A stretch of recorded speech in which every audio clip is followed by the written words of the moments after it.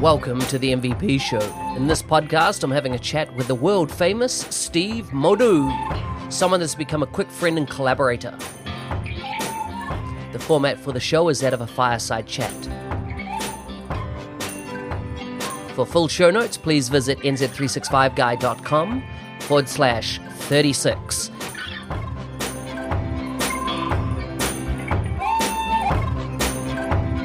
Now let's get on with the show.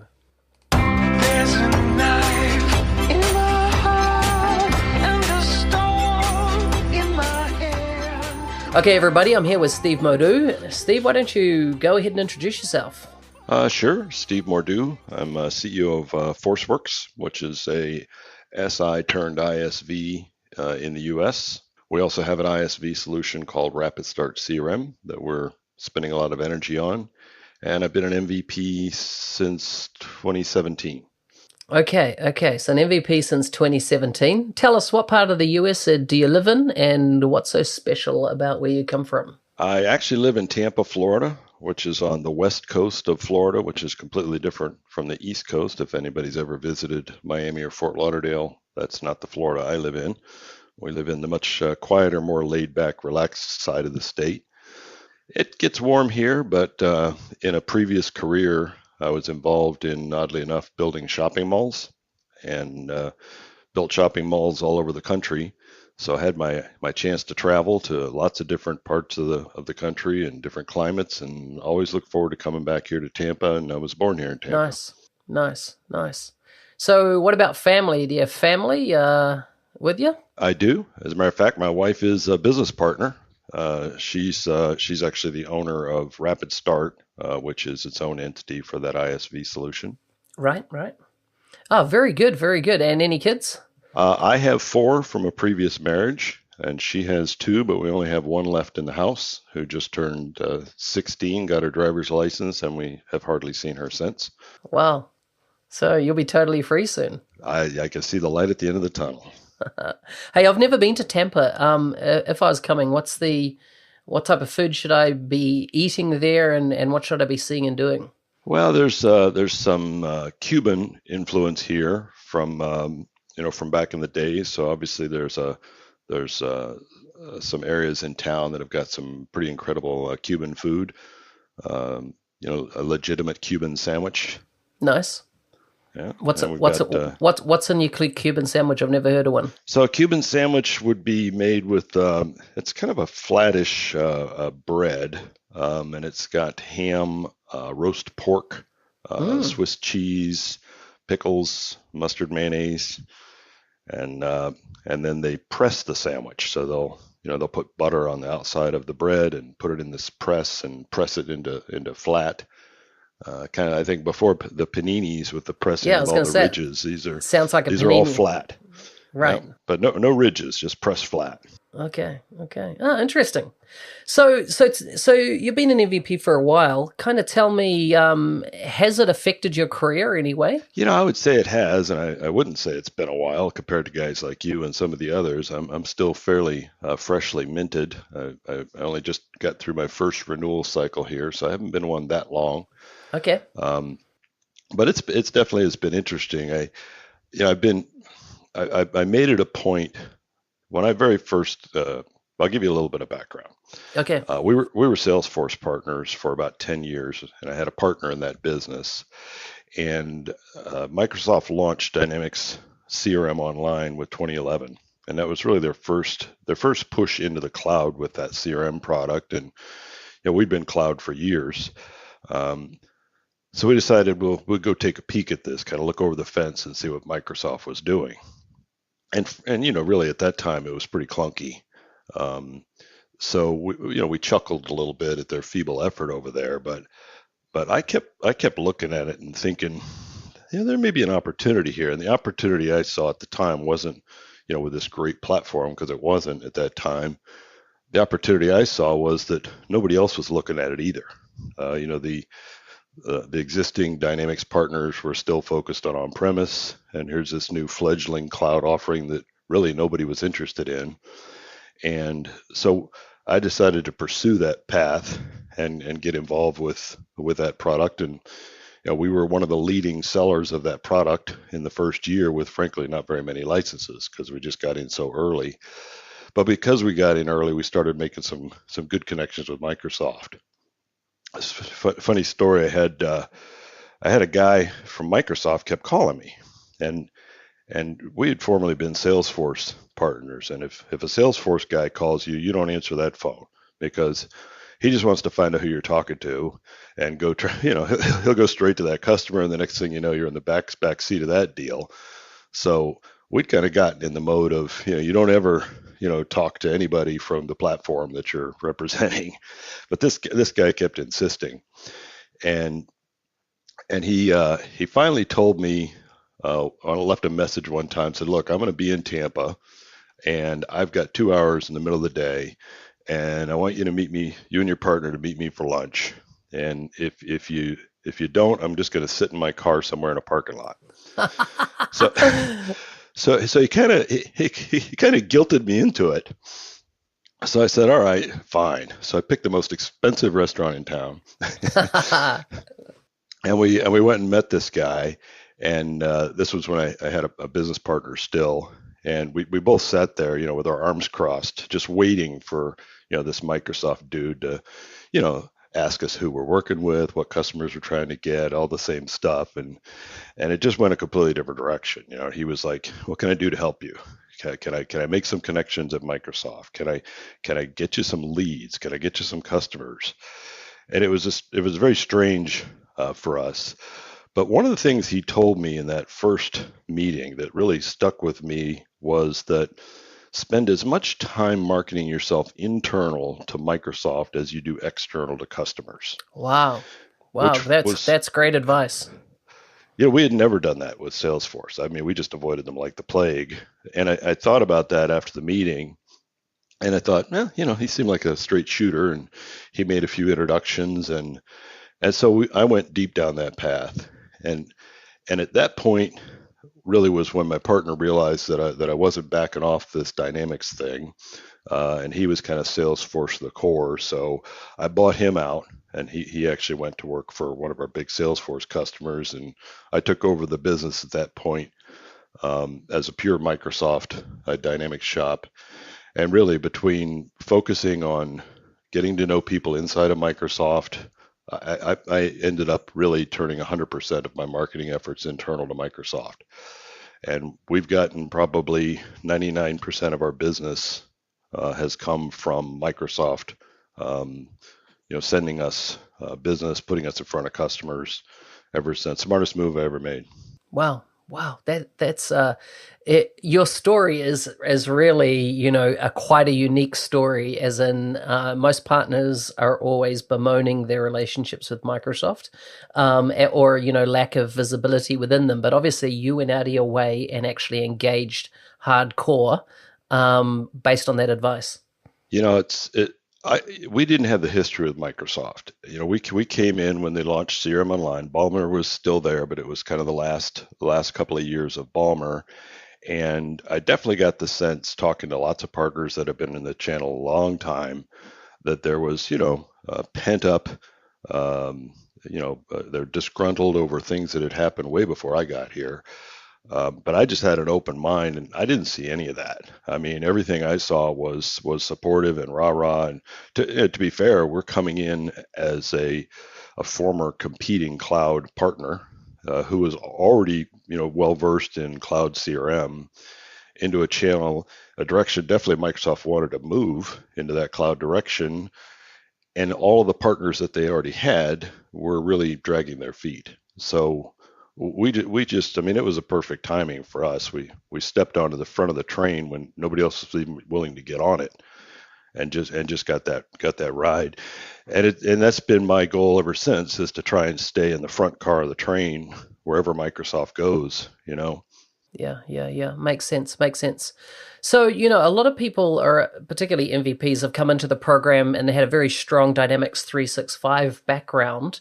And of course, the Power Platform is now in market and there's a lot being done from Microsoft's from an investment point of view, and with introduction of things like Power Apps, Flow. I say introduction; they've been around over a year, but of these technologies, are you seeing that, what's your focus? Are you more a Power Apps guy, or you're more a Dynamics 365 and the first party apps guy? Yeah, we're kind of making that transition now. When you look at a company the size of Microsoft as like a battleship, right? And their pivot to the cloud a few years ago for a battleship was amazing. I mean, they turned that battleship on a dime, and most of the channel kept going the way they were going. They didn't follow the battleship. They circled around, did big loops, and came back to it. But I have tried to stay in lockstep with wherever Microsoft is going. Even if I don't agree with it, I'm not going to stand back and cross my arms and complain, because that battleship's going to go. And we're rowing a boat right behind them, directly in their wake. And every time that battleship twitches, we're twitching with them. And there's some big twitching going on right now, bigger than I think. One of my fears about the channel in general, which I've voiced on some other opportunities, is that they're just plain not aware of the transition that's happening in the business application space. They're head down. They're doing things they've always done the way they've always done them, and up until now they've been able to do that. But the opportunity to continue doing what you've always done the way you've always done it is evaporating, and they're going to look up one day and have nothing to do if they haven't really paid attention. And I don't think enough of them are paying attention. And you hear that about, and even when you look at Dynamics, it moved to the cloud, but okay, so now it's cloud, still similar skill set. As we've gone through these different iterations of the product moving forward, they've been iterations, some bigger than others, but still it's been iterative. Now this move to Power Apps and the direction they're taking now, I feel is completely disruptive. It's no longer just an iteration of what we've had. And to come back to your question, I'm looking at the Dynamics 365 as really being here very soon, I think, the brand name for their first party applications. Absolutely. Yep. It's no longer the platform. That's been abstracted out from underneath. It's really, when people think Dynamics 365 today, frankly, a lot of customers don't know what to think. They've all got the wrong ideas anyway. But even internally, we've all thought of that as the platform and the apps. And I think in the future, that's really just going to be the apps. Dynamics 365 is a sales app, it's a service app, it's a field service app, et cetera, talent, F&O. But by abstracting out that platform, that really is the big game changer that I think people haven't recognized the opportunity around. And so we've gone deep on that. What was it, a year ago? I think it was who was it that was telling us? Param was telling me they'll never release a platform only license. No way they're going to allow ISVs to go compete, with their first party offerings. So they'll never do that. You'd always have to at least buy one of the first party apps in order to get access to the platform. When by platform, we're referring to CDS. And somebody changed their mind. And I think it was, not just for my own, personal benefit that I wanted to be able to build on a raw platform, but I think it's a brilliant move from Microsoft. And I think we're really at the beginning of that ride. Yeah, totally agree with you. So tell me, what's the biggest value of being an MVP? What have you seen the changes for you and the value that you've received in becoming one in the last couple of years? I think it's for me. I was involved in the Dynamics pack for several years before I became an MVP, so I was already had a lot of access to similar NDA level content that we now have access to as MVPs. So I had some of that access. The biggest thing for me really has been the other MVPs. I mean, this is like a big club, but everybody that's in it, is similar to you, and they're all very sharing. I mean, to be able to reach out and tap, any of the MVPs as another MVP and say, hey, I got this issue, or do you know this guy, or you got a suggestion for this, and get that kind of answer, I think has been really the biggest value for me. It is amazing. Though you describe it like a club, I don't see it as kind of like a social circle just to catch up with mates, or an environment where you go and relax as such, or party, all kind of definitions of club. But it's really like this tight knit community that are there to help you, and being an MVP obviously opens the door to those other MVPs being a lot more receptive, even though as a rule most MVPs are very outward, contributing. Yeah, I think there's definitely some club aspect there too. We do our share of partying and hanging out and catching up. Every time we see each other, we'll go out to some event that's not MVP specific, and suddenly you'll find a bunch of us have congregated into a bar down the street. We're catching up, so there definitely is a social aspect to it. It's It interesting sounds the like cross you're section. giving. It sounds like you're giving away some NDA secrets there. Oh, that might be, yes. Sorry about that. Carry It's on, it's an carry on. interesting cross section. I'm as you are, a business applications MVP. So we're like a tribe of our own within the whole MVP community, made up of many tribes of different kinds of MVPs. So we don't necessarily reach outside that much, but even within the group, there's a lot of variance of different kinds of people. You and I are independent business owners. A lot of them are, senior technical people at, very large firms. There's just a lot of different kinds of people. So it's interesting to kind of see how people view issues and challenges and things that maybe we do get exposed to from an NDA standpoint, and how different people react to those things differently, depending on where they're sitting at. I'm a business owner. So, I mean, I look at everything that comes out as to how it's going to affect the potential for my business. But if I was not a business owner, I'd be looking more about, how's that going to affect my ability to do my job. So interesting, the different views that people will have on a particular hot topic. Yeah, so true, so true.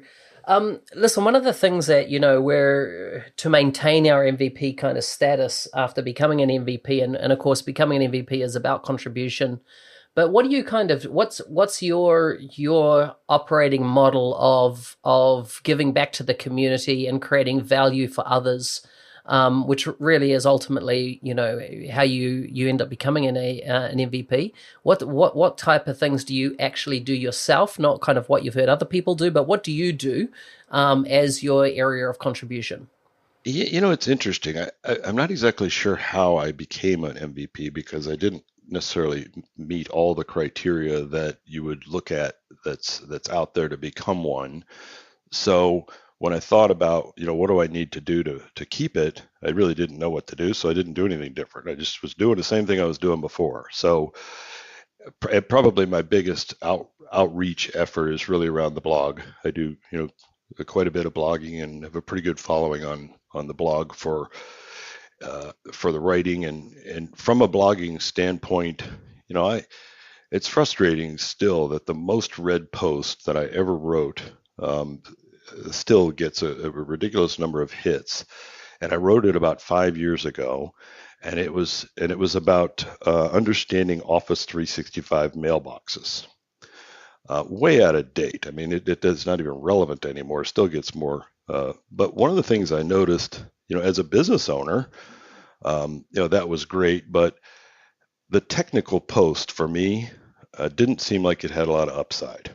I'm not deeply technical enough to get deep enough into it. And the kind of people that were looking at technical posts probably already had the product. So just the businessman in me said, well, why am I talking to people that already bought the product? I should be talking to people that haven't yet. And that's really when I kind of made a pivot over to just more, in case you're not aware, I'm a little opinionated. So I just kind of made a pivot over to, I'm just going to talk about what I think as a partner, and, not have every post be, have some ulterior motive, but just write about what I think, where I see things going. And, that seems to hit a nerve with some part of the population out there that is interested in that that angle. No, that's great, and I think that's one of the things about MVPs, right? Everyone comes from a unique background. Some are very deep and technical, and so it's logical for them to write and communicate on that. But I've been having this gnawing feeling for a while, and I've been involved and led, a range of blogs for the various organizations I've worked with in the past, and we created a lot of great content for other technical dynamics folks, which didn't add a dime to our business, and it's definitely made me kind of think a lot more, who is your audience, that you're communicating with. I'm still trying to figure out who the audience is. I'm just talking, and whoever's reading and listening is reading and listening. I tell you, blogging's hard. Certainly there are technical bloggers out there that are able to make the technical topic interesting, and you get the sense from reading that they really do know what they're talking about. And then there's other technical bloggers that even I know they don't know what they're talking about. And then there's bloggers that are trying to take an approach maybe more similar to mine that that are better or worse. So it definitely is. I think for blogging to be successful, it's less about doing it, although you have to obviously do it to be successful, but you have to do it well. At whichever path you pick, you have to do it well. If it's a technical path, if it's more of an opinion path, whatever it is, you really have to do it well. Yeah, so true, so true. So, what do people never ask you that you wish they did? I don't know. That's a good question. I've listened to your podcast many times, so I should have been prepared for your out in left field questions, but I'm not. I don't know. I think a lot of people seem to think that I'm younger than I am, but I don't necessarily want them asking that. No, it's your great haircut, right? Yeah, exactly. The haircut hides all. Yeah, I'll be turning 60 this year, which for a Microsoft partner or blogger or something like that is like ancient. So there, I've let out a secret I probably should have kept. Hey, I'm a big believer in age is really the age of your spirit, and I find that works for me. As in, everyone takes me as a lot younger than what I am, and I'd say that they do the same with you. It's the bald, yeah. So, one bit of advice that you would give to somebody considering becoming an MVP and kind of trying to sort out, what should they do? What should they focus on? What even, I think you've made it pretty clear around Microsoft's pivoted to this platform story. But what if someone came up to you and said, listen, what do you recommend I do? What would you tell them? It's interesting because I have people come up and ask that. And since I'm not exactly sure how I became one, I can't exactly give them a thorough prescription, but I could certainly say a couple things. One is that it's interesting. I don't know if you find this to be true, but what it takes to become an MVP is a little different than what's ultimately expected of you once you become one. I think some of the common paths that you see for becoming an MVP, a lot of people became one that way, is by getting out on all the different support forums and answering as many questions and being as open and helping end customers and other partners. That's obviously valuable to Microsoft, valuable to the community. But once you get inside as an MVP, it seems like what's expected of you is a little different than what it took to get in here. So they should be prepared for that. I don't do any question answering on the forums. There's a lot smarter people than me out there to answer those questions. So I've focused on really just trying to create a voice around the product, which isn't always positive. But I'm also not a basher. I'm not getting out there writing every month about how horrible everything is in the world with Microsoft. But I'll point out when they've stepped in a pile of poo. So that's worked for me to become an MVP. But what works for me and what works for you isn't necessarily what would work for someone else. They got to kind of find a path. I think that that one way you will not become an MVP is by doing nothing and just having your head down and working with your customers and running your business or doing your job every day. Nobody's going to recognize that. So you have to somehow or another get your face out there. I mean, if somebody does a Bing or a Google search for you and they can't even find you, then it's going to be very difficult to justify to Microsoft that you're one of their most valuable professionals when nobody's ever heard of you. So that's step one, is you got to get yourself out there.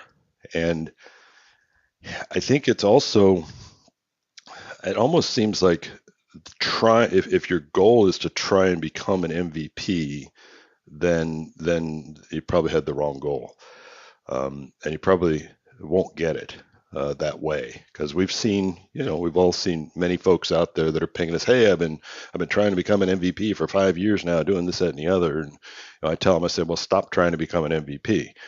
Just keep doing what you're doing, and add value and make yourself, become a voice, become an influencer, become somebody that's noticed, and that's good whether you become an MVP or not. But if your sole focus is trying to figure out how to game the system or something to get in there and check those boxes, it doesn't seem like that gets people there. Yeah, so good. Hey, Steve, thanks for coming on the show. It's been great talking to you. If people want to find you on the World Wide Web, what's the best way for them to connect with you?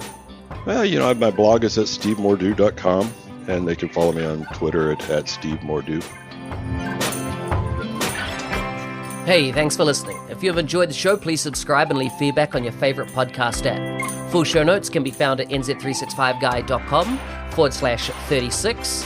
And just note, this is not the last time you've heard from Steve Mordue on the Business Applications podcast. There will be future episodes coming up where we will drill into things like ISV and taking products to market through the ISV channel. Until next time, hey, have a great week.